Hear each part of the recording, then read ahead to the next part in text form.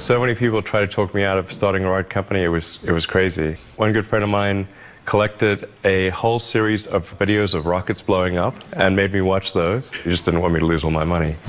We're doing these things that seem unlikely to succeed, and we've been fortunate, and at least thus far they have succeeded.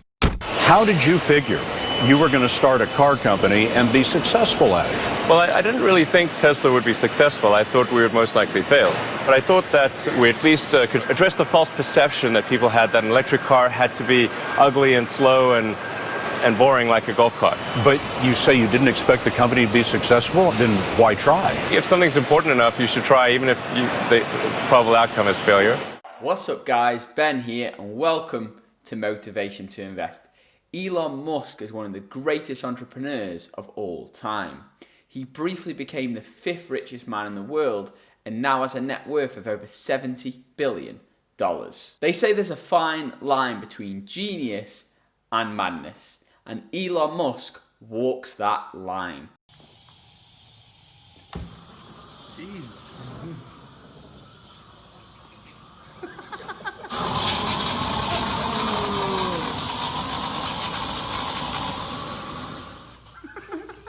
Thanks for not lighting this place on fire. You're welcome. He founded PayPal back in 1998 before going on to found Tesla and then SpaceX. So how did he do it? Well, in this video, we're going to find out as I reveal Elon Musk's top 10 rules for success in both business and life. Be sure to watch till the end for a very special bonus clip. Let's dive in. Kicking off at rule number 10, take a risk now.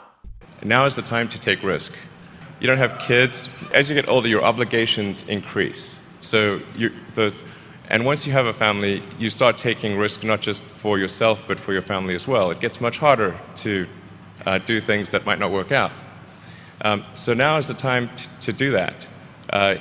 Before you have those obligations. So I would encourage you to take risks now. Do something bold. You won't regret it. Current rule number 9, focus on your customers. I would definitely advise people who are starting a company to expect a long period of quite high difficulty. Yeah. But I mean, as long as people stay super focused on creating the absolute best product or service that really delights their end customer, if they stay focused on that, then if you get it such that your customers want you to succeed, then you probably will. All right. You have to focus on the customer and delivering for them. Yeah. Make sure if your customers love you, your odds of success are dramatically higher. Yeah. Current rule number 8, hire problem solvers. When I interview someone to work at the companies, would be to ask them to tell me about the problems that they worked on and how they solved them. And if someone was really the person that solved it, they'll be able to answer multiple levels. They'll be able to go down to the brass tacks. And if they weren't, they'll get stuck. And then you can say, oh, this person was not really the person who solved it, because anyone who struggled hard with a problem never forgets it. Current rule number 7, feel the fear and do it anyway. You are unusually fearless and willing to go in the face of other people telling you something is crazy. And I know a lot of pretty crazy people, you still stand out. Where does that come from, or how do you think about making a decision when everyone tells you this is a crazy idea? Or where do you get the internal strength to do that? Well, first of all, I'd say I actually think I feel fear quite strongly. So it's not as though I just have the absence of fear.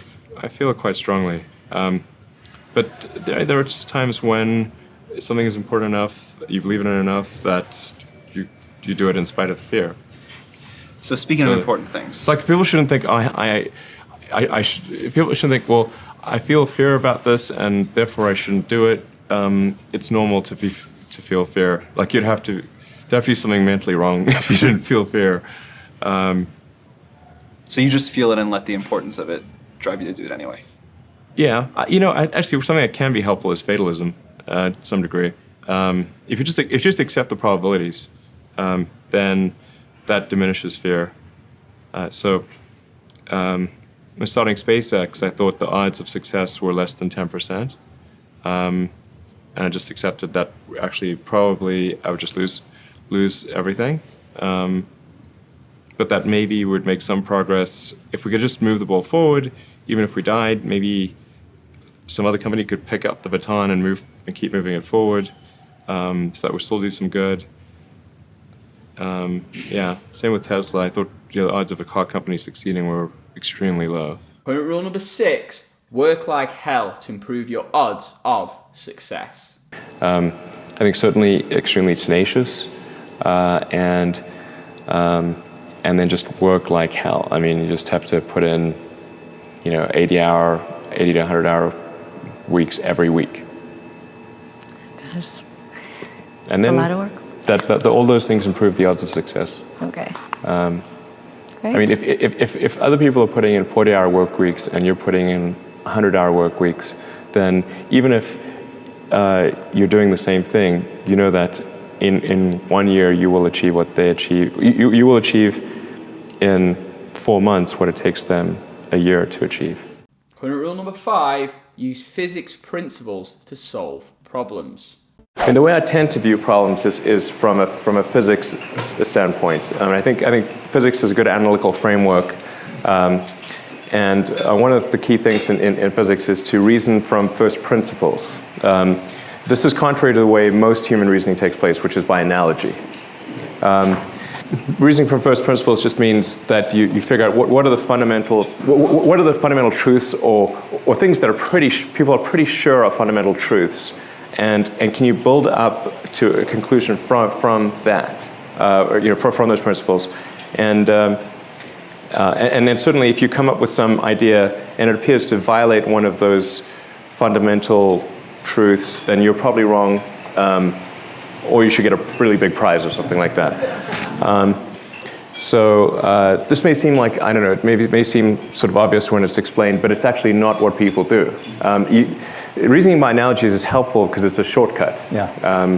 And it's mostly correct, but it tends to be most incorrect when you're dealing with new things, because it's hard to analogize to something really new.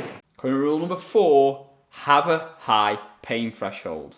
One does have to be focused on the short term and money coming in when creating a company, because otherwise the company will die. So I think that a lot of times people think like creating a company is going to be fun. I would say it's not. It's really not that fun. I mean, there are periods of fun, and there are periods of where it's just awful. And particularly if you're the CEO of the company, you actually have a distillation of all the worst problems in the company. There's no point in spending your time on things that are going right. So you only spend your time on things that are going wrong. And there are things that are going wrong that other people can't take care of. So you have like the worst. You have a filter for the crappiest problem in the company, the most pernicious and painful problem. So I wouldn't say I think you have to feel quite compelled to do it, and have a fairly high pain threshold. And there's a friend of mine who says like starting a company is like staring into the abyss and eating glass. And there's some truth to that.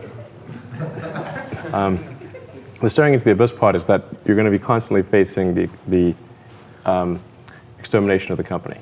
Because most startups fail. It's like 90%, arguably 99% of startups fail. So that's the staring into the abyss part. You're constantly saying, okay, if I don't get this right, the company will die. It can be quite stressful.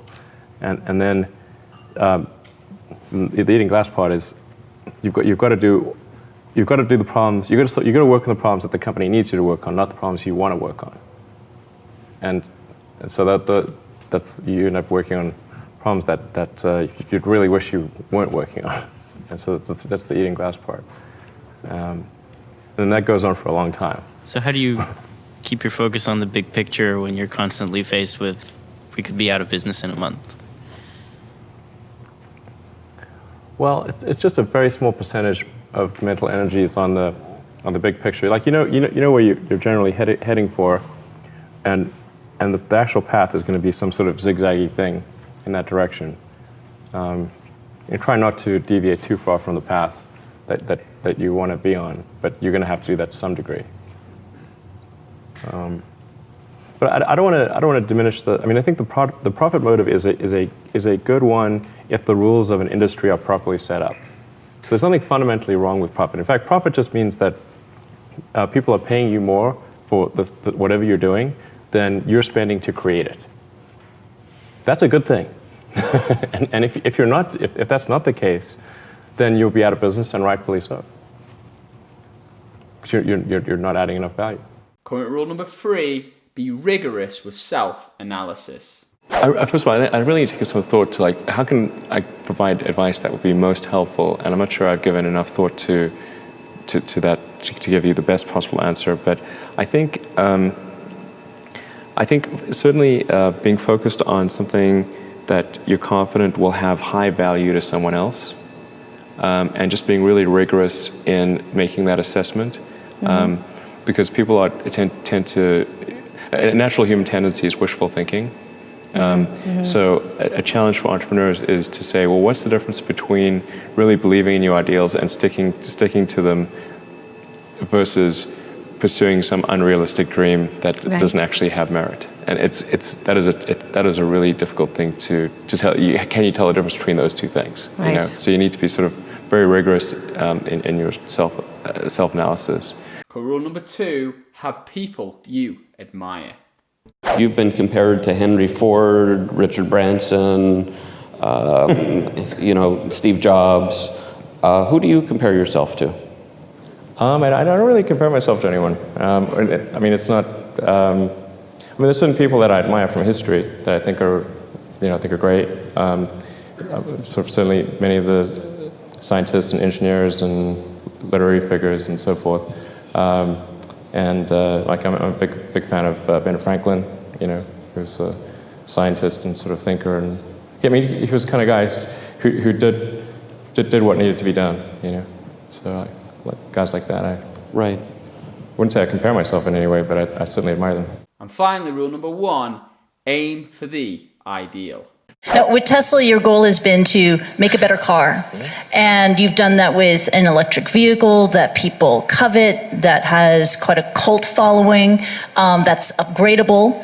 But you also want to achieve, and your turn of phrase is very nice, or try to achieve this platonic ideal of a car, right? To reach perfection. So what does the perfect car look like? Well, I do use that phrase with our engineering design team, that aspirationally we're in pursuit of the platonic ideal of the perfect car. Yeah. Who knows what that looks like actually, but you want to try to make every element of the car as flawless as possible. And there will always be, some degree of imperfection, but try to minimize that and create a car that is just delightful in every way. And I think if you do that, then the rest kind of takes care of itself. And now for 2 very special bonus clips. The first, push the boundaries of humanity. From the first explorers who ventured off our planet, to those who have risked their lives in pursuit of furthering our understanding of the universe, the astronauts and engineers behind the U.S. space program have spent decades advancing space technology. But building rockets was expensive. By the early 2000s, the U.S. space program was struggling, and a mission to Mars was hard to imagine. The space shuttle spreads its wings one final time for the start of a sentimental journey into history. It was then that a young entrepreneur had a revolutionary idea.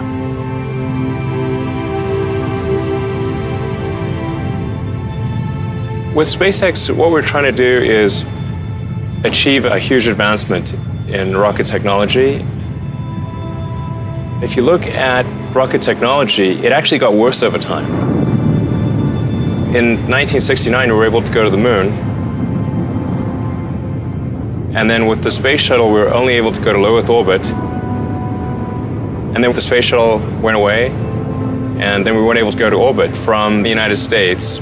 So that's a negative trend line. It's not like you can extrapolate that trend line into the future and it gets good. It's a trend line to 0. So if it's not going to come from the government, then it's got to come from a private company. Bonus clip number 2, and my all-time favourite, is have fun. Remember, success is not a destination, it's a journey. So enjoy the journey along the way.